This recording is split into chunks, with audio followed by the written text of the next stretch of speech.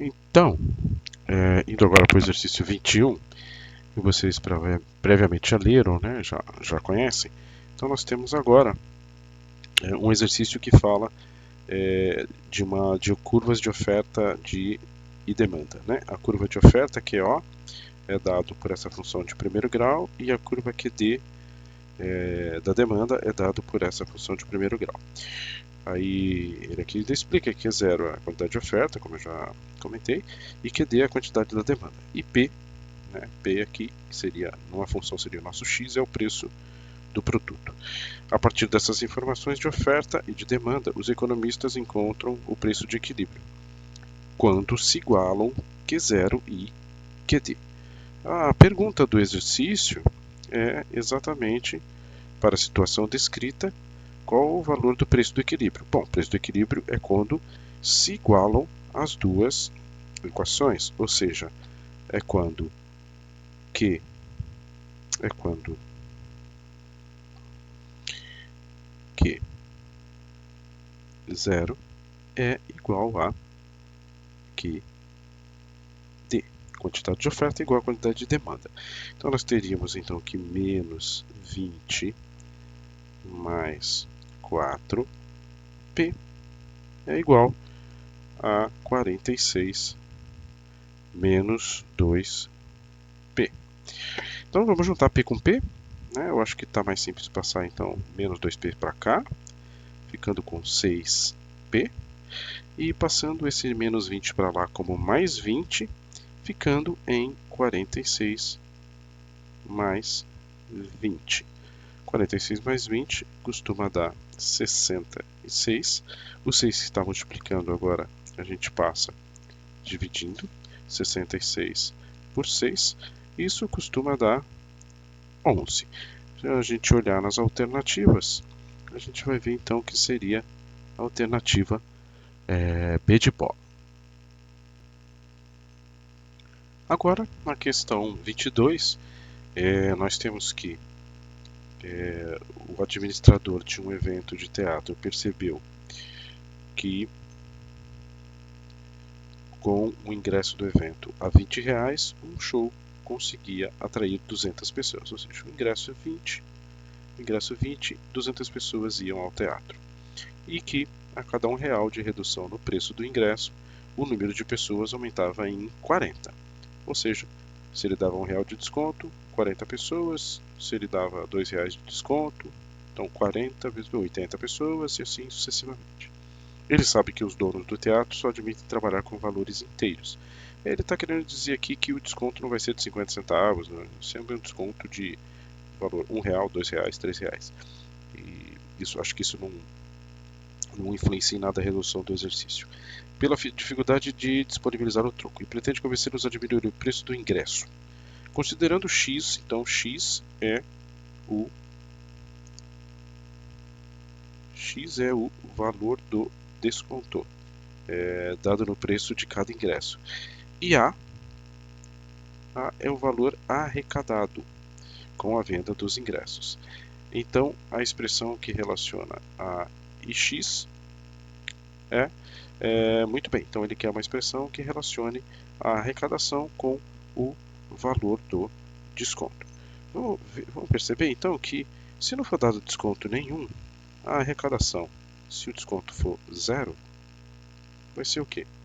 Pelo início do texto, vão ser R$ 20 e vão aparecer 200 pessoas. Então, vai ser R$ 20 vezes 200 pessoas e a arrecadação então seria 4.000. Aí, então ele mostra que se o desconto for de R$ 1, então a arrecadação vai ser o que? O ingresso vai deixar de ser 20, né? Vai dar um desconto de R$ 1. Já o número de ingressos vendidos seria 200 mais 40. Legal. Significa então que se ele der um desconto de R$ 2, o preço do ingresso vai passar a ser 20 menos R$ 2, o desconto, só que agora o número de pessoas é 200 mais 40, como o desconto foi de 2, 40 vezes 2. Ora, se o desconto, a arrecadação, se o desconto for de R$3, será de 20, que é o valor do ingresso, menos R$3, que é o desconto. Só que agora o número de pessoas é 200 mais 40 vezes 3. Bom, enfim, então se o desconto for de X reais, então eu ficaria com o valor do ingresso vai passar a ser 20 menos X, e o número de pessoas que vão comparecer ao evento é 200 mais 40x. Ora, então vamos resolver essa expressão. Vamos fazer aqui a distributiva do 20 com o 200 e com o 40x. Então eu vou ter que a arrecadação de x de desconto será 20 vezes 200, isso vai dar 4.000. 20 vezes 40x vai dar mais 800x. E agora vamos fazer o menos x vezes 200 e o menos x vezes 40x. Menos x vezes 200, menos 200x. E menos x vezes mais 40, menos 40x ao quadrado. Escrevendo do jeito que está nas alternativas, né? Na ordem primeiro de quadrado, o x ao quadrado, depois até o termo independente, eu vou ficar com a de x então igual a menos 40x quadrado. Com x eu tenho esses dois termos, mais 800 menos 200 mais 600x mais 4.000 seria a expressão então procurada. Isso daria a alternativa E. Para a questão 23, então uma questão que a gente inclusive resolveu em sala, né? Na sexta-feira, nas aulas de sexta-feira, se eu não estou enganado. Existem no mercado chuveiros elétricos de diferentes potências que representam consumos e custos diversos. A potência P de um chuveiro é dada, a potência P de um chuveiro é dada pelo produto de sua resistência R entre a resistência R e o quadrado da corrente elétrica.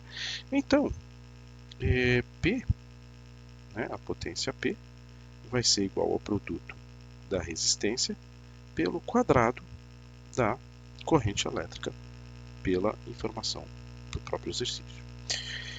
O consumo de energia E é diretamente proporcional à potência do aparelho. Bom, se ele é diretamente proporcional, ele é K é um número real qualquer, vezes a potência do aparelho, diretamente proporcional. Considerando as características apresentadas, qual dos gráficos a seguir representa a relação entre E, a energia consumida, e a corrente I? Bom, então, se eu substituir na equação de cima o P pela expressão que ele vale, P é RI quadrado, eu vou ficar então com K, que é um número qualquer, vezes a resistência, outro valor, a corrente ao quadrado. Então ele quer uma relação entre E, então E seria o nosso Y, como se fosse uma função, e o I seria o nosso X. Então quer dizer que eu quero uma função onde X está ao quadrado. Se X está ao quadrado, tem que ser uma parábola. Muito bem. Dessa forma, a gente já percebe que esse gráfico não satisfaz o que está sendo pedido. Esse gráfico não serve para mim, assim como esse gráfico não serve para mim, porque são gráficos de função constante e funções de primeiro grau. Tem que ser esse ou tem que ser esse, que são ramos de parábolas, né? São pedaços de parábolas.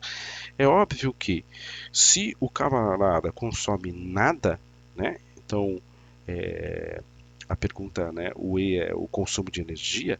Se ele não consome nada, Se a corrente é zero, como é que ele vai ter um consumo de energia? Então esse gráfico aqui, ele não satisfaz. É óbvio que com o aumento da corrente, quando o consumo, a corrente vai passando e o aparelho vai funcionando, a energia consumida vai aumentando.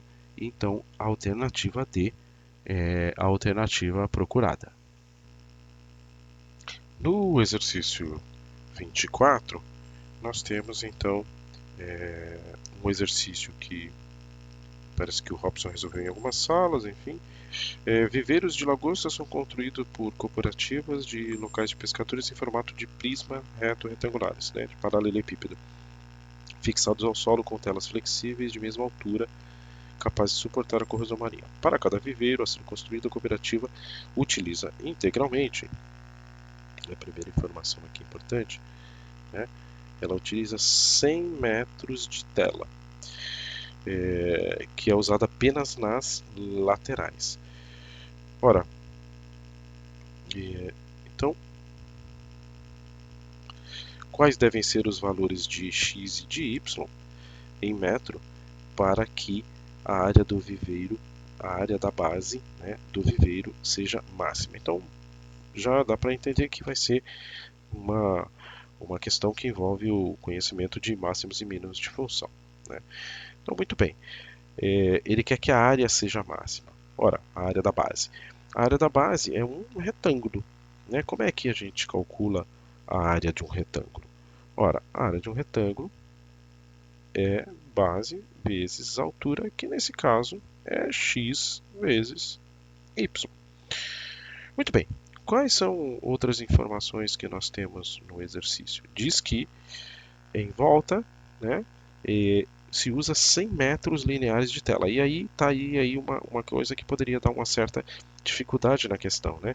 Porque então aqui também é x, aqui também é y. Então para dar a volta toda, eu vou usar 100 metros.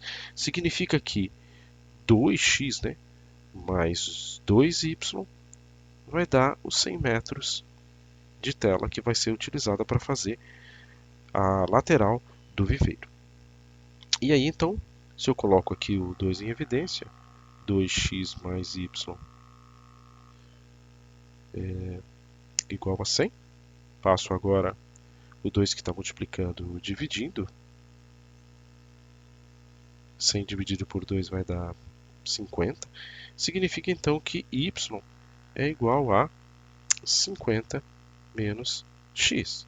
Ora, como a gente viu no item 1, a área em função de x vai ser dada por, a área não é x vezes y, então eu vou ficar com x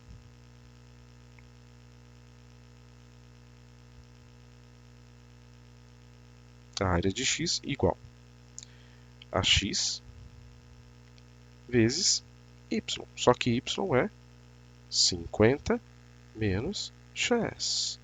Logo, a gente vai ter então que a função que vai me dar a área, ela vai ser 50 vezes x, 50x menos x ao quadrado.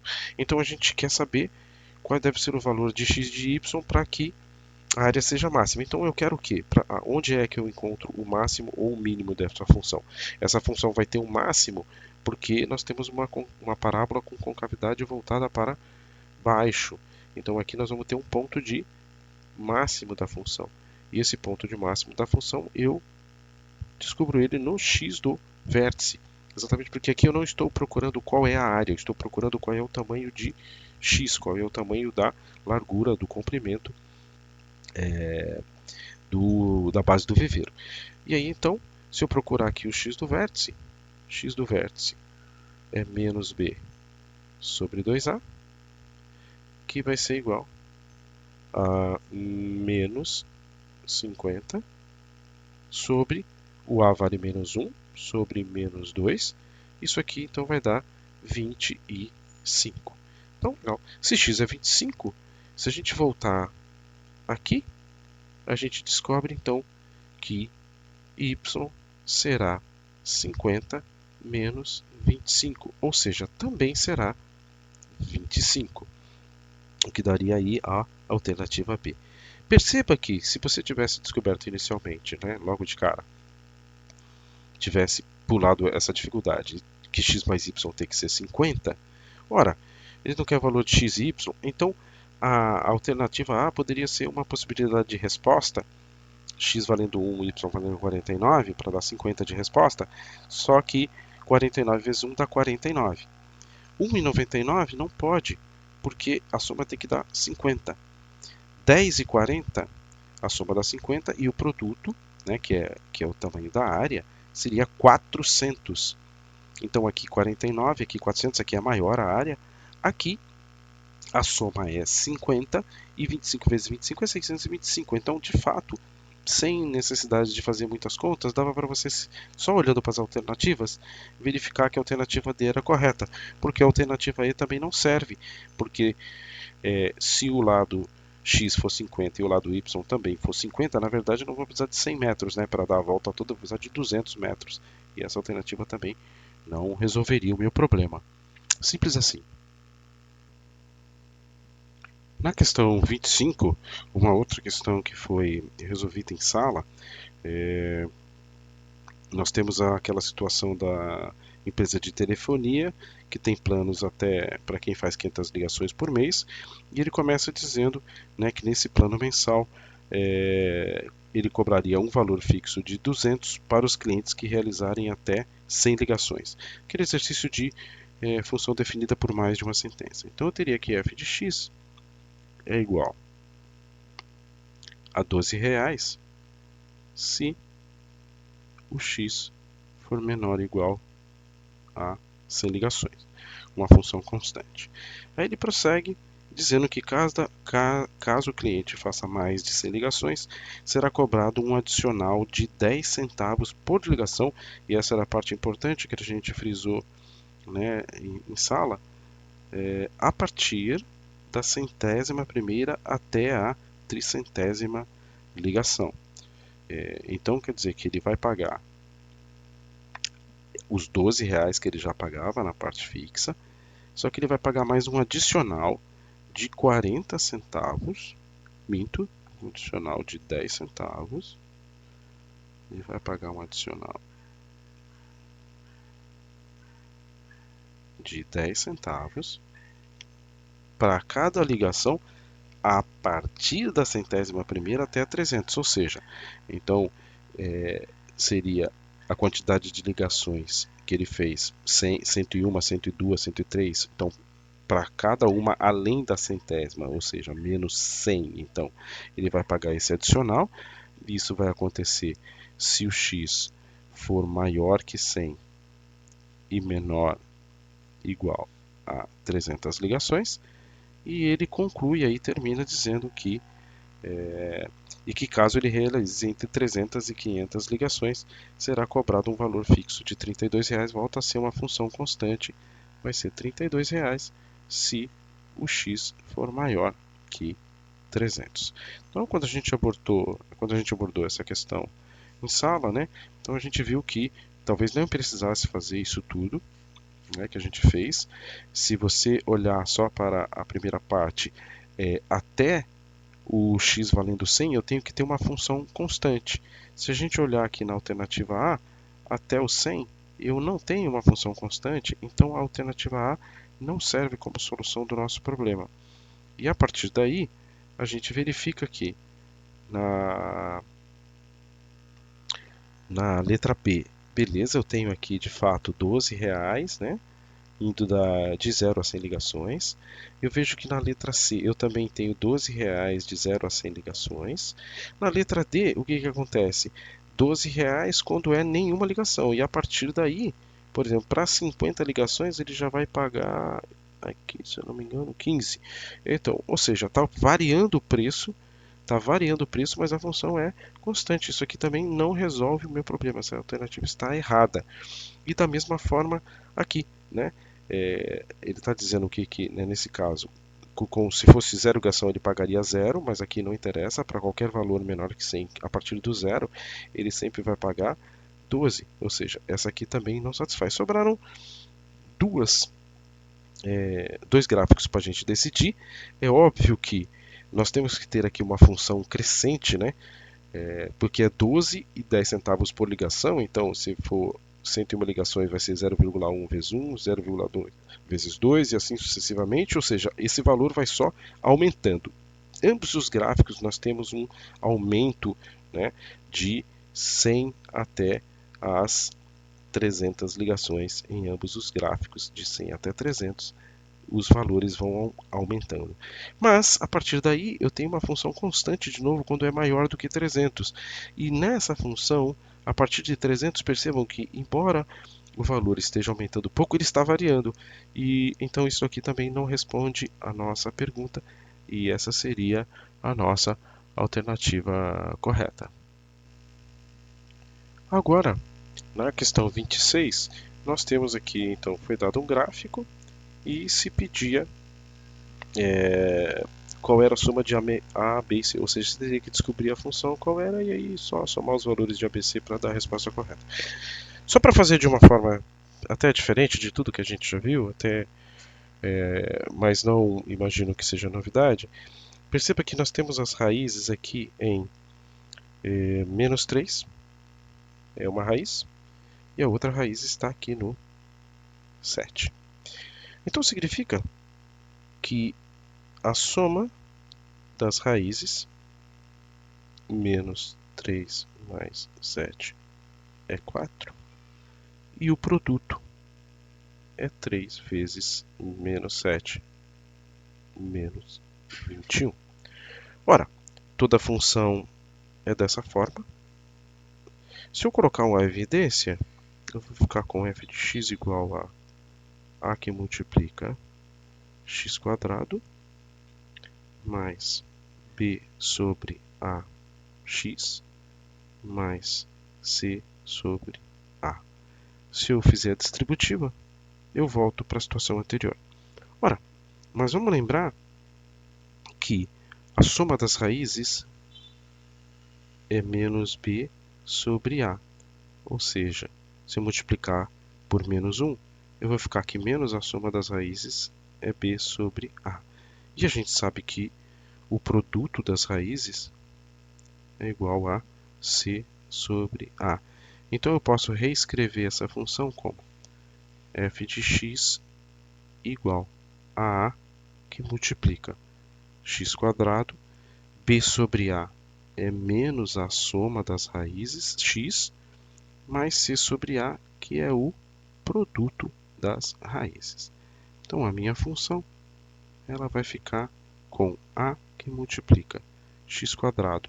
A soma a gente calculou como 4, então menos 4x, e o produto é menos 21, menos 21. Ora, falta só para a gente agora descobrir quem é o A. Para isso, eu vou usar esse ponto aqui, que teria que ter cuidado, né? Olhar com carinho, porque esse ponto é o ponto onde x vale 0 e y vale menos 21. Esse ponto pertence ao gráfico da função. Então é só a gente substituir aqui, né? O f de x e y é a mesma coisa. Bora substituir no lugar de y menos 21 é igual a A. No lugar de x agora, onde aparecer x, eu vou trocar por 0. 0 ao quadrado é 0, menos 4 vezes 0 também é 0, vai ficar multiplicado, vai sobrar só o menos 21. Quando eu passo o menos 21 dividindo, eu descubro que o A é 1. Então, a minha função será f de x igual a 1, que multiplica isso, ou seja, o próprio polinômio que está escrito dentro do parênteses. Esse cara é o A, esse cara é o B, esse cara é o C. O A vale 1, o B vale menos 4 e o C vale menos 21.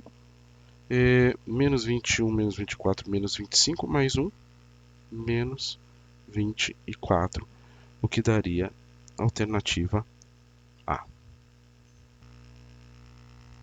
Questão número 27, uma questão de inequação, um quociente. Lembrando então que para resolver isso basta, né, a gente associar a essa função. Vamos associar a essa função como ela sendo f de x e a função do denominador como sendo g de x.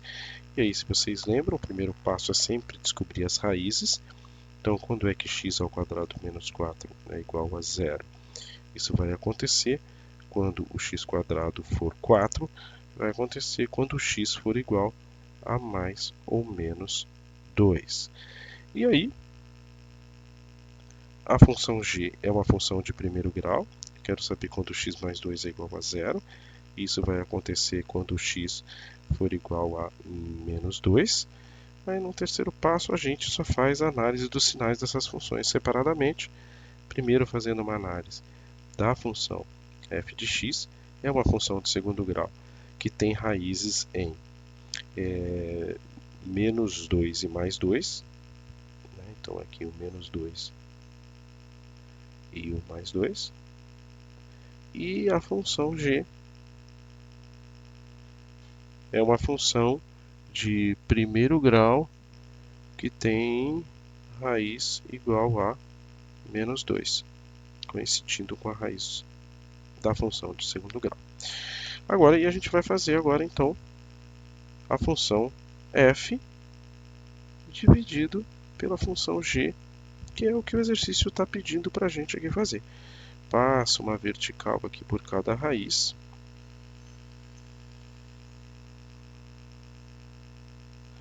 Vou abrir aqui os espacinhos aqui, né, para o menos 2 e para o 2. A primeira função é de segundo grau, é uma parábola que tem concavidade voltada para cima. Então, nós vamos ter fora das raízes positivo, positivo e aqui negativo, negativo, negativo. A outra função, a função de primeiro grau crescente, passando pelo menos 2. Depois das raízes, todo mundo é positivo. E antes da raiz é negativo. E agora a gente vai fazer a divisão de f por g. Positivo dividido por negativo é negativo. Negativo dividido por positivo é negativo. E positivo dividido por positivo é positivo. Eu quero saber quando isso é menor do que zero. Bom, menor do que zero vai ser essa região à esquerda. Qual o cuidado agora? Como eu tenho x mais 2 no denominador, o x ele não pode ser menos 2. Então, eu vou ficar com uma bola aberta aqui para o valor menos 2. Mas o x pode ser igual a 2, porque 2 mais 2 é 4, só vai dar 0 no numerador. Então, aqui vai ser bola fechada. Dentre as alternativas, a que melhor representa a solução do problema é x menor que menos 2? Não, não é só isso, né? Tem mais aqui. X maior ou igual a 2 também não. E o x é menor igual a 2, beleza? E o x é diferente, e ao mesmo tempo o x é diferente do menos 2. Essa é a alternativa correta. Percebam que o x menor que menos 2 satisfaz, mas o x maior ou igual a 2 não satisfaz, é positivo. E assim como estar entre o menos 2 e o 2 é apenas parte da resposta. Ainda faltava isso aqui. Então, alternativa correta, alternativa C.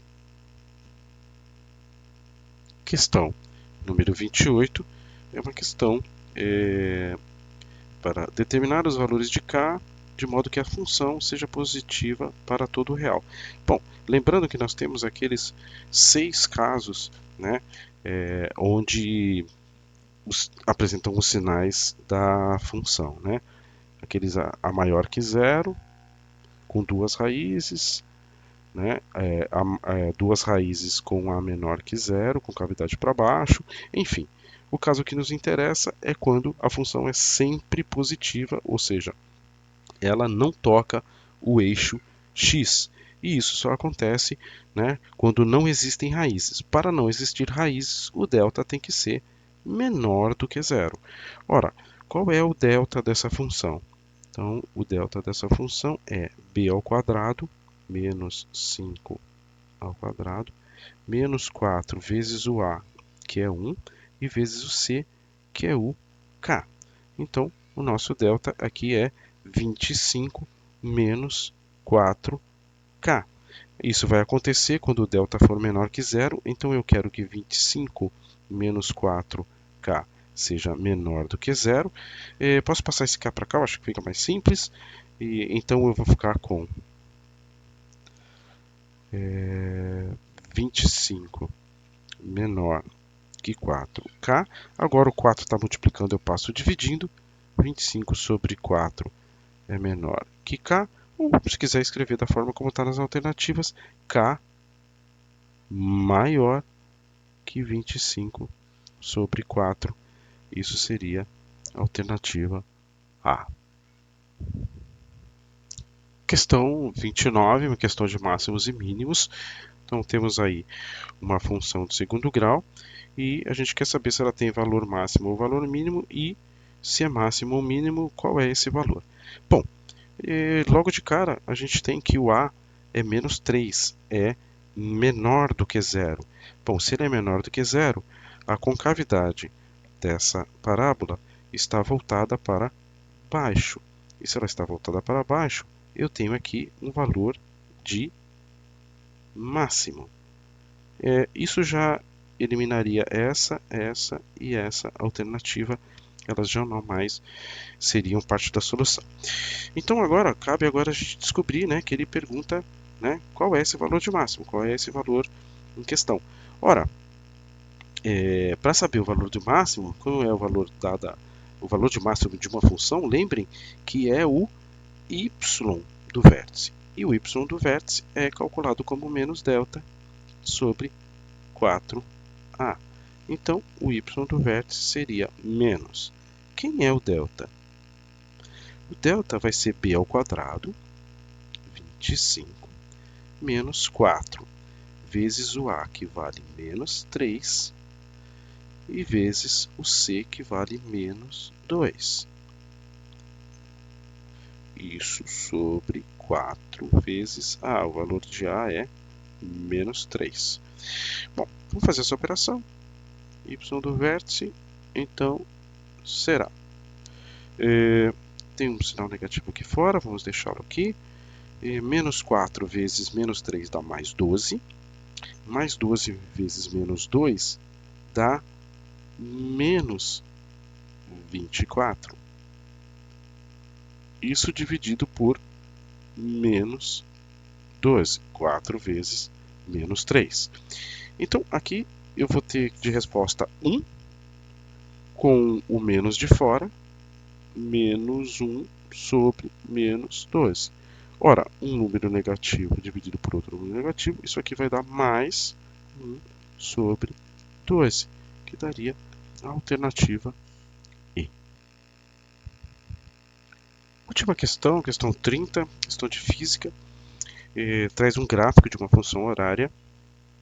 Percebam que, né, a relação que existe entre a física e a matemática, né, se eu considerar que f de x é, só para ser diferente, para não ficar as mesmas letras, vamos colocar alfa x2 mais beta x mais gama. A gente fazer um paralelo, percebam que o nosso alfa é o a sobre 2 do AT2. O nosso beta seria o B, seria o V0. E o nosso gama seria o S0. E o nosso, o que ele chama de T, a gente chama de X. Né? Essa é a relação que existe entre a função de segundo grau e a função horária, se a gente quisesse enxergar dessa forma. Vamos para a resolução da questão. Então, nós temos a equação do movimento horário e ele pede que a gente dê a equação da velocidade. Eu tenho 3 pontos conhecidos, que são os pontos 0, 0, o ponto 10, 0 e o ponto 5, 12,5. Ora, então eu sei que o ponto 0, 0 faz parte da lei de formação, ou seja, com o tempo valendo zero, né? Aqui nós temos t e aqui nós temos s. Então eu vou ter que 0 é igual a S0 mais V0, o t é 0, mais a, o tempo é 0, ao quadrado, 0 ao quadrado sobre 2. Isso aqui vai sumir porque é zero, e a gente já descobre inicialmente que o S0 é igual a zero. Depois, o segundo ponto é outra raiz, é o ponto x valendo 10 e y valendo 0. Substituindo isso na nossa equação horária, vamos ver que a nossa equação horária agora ela se simplificou para S igual a V0t mais AT ao quadrado sobre 2. Isso porque a gente já descobriu que o S0 é zero. Não preciso mais escrever que zero mais qualquer coisa é qualquer coisa.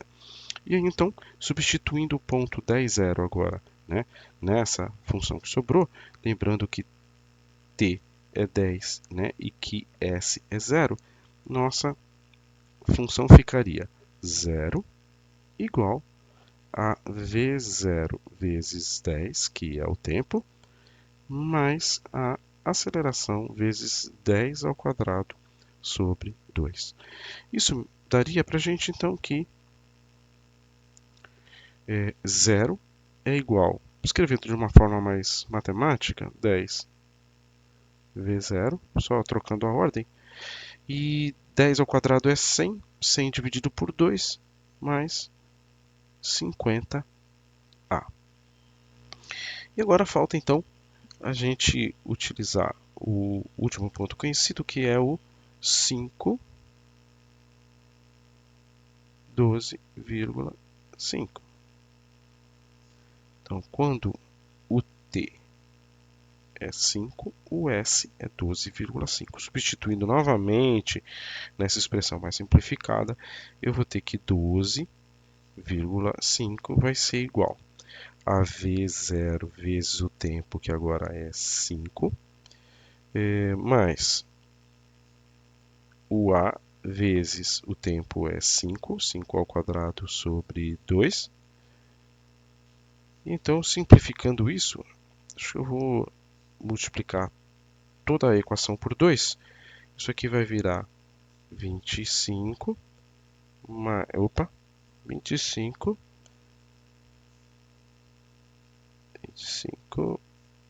igual. V0t, o tempo vale 5, então 5, perdão, estou multiplicando todo mundo por 2, mais 10 vezes 0. Multiplicando por 2, isso aqui vai ficar 25. E multiplicando por 2, esse 2 vai sumir. Mais 25A. Percebam que aqui já está montado um sisteminha, né? Se eu pegar essa equação de baixo e subtrair da equação de cima, eu vou ficar com 25 menos 0, 25. 10 vezes 0 com 10 vezes 0, barro. 25 menos 50 igual a menos 25A. Passando esse menos 25 dividindo, eu vou concluir que a aceleração é menos 1. Falta agora somente descobrir o V0 para que a gente consiga montar a equação. Vou substituir na equação que eu julgo mais simples, que eu acho que é essa aqui, né? Parece que é mais facinho. Então, 0 igual a 10 V0 mais 50 vezes a aceleração que a gente descobriu como menos 1. Esse cara vai dar menos 50. Menos 50 vai para o outro membro como mais 50.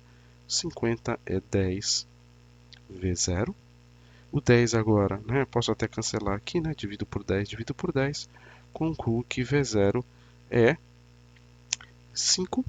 E aí a expressão que a gente está procurando, então, V é igual a V0, 5, mais A vale menos 1, T, ou simplesmente 5 menos T, o que daria a alternativa A. Pessoal, é isso aí. Prova tranquila, né, acessível a todos. Espero que tenham ido bem. Até breve.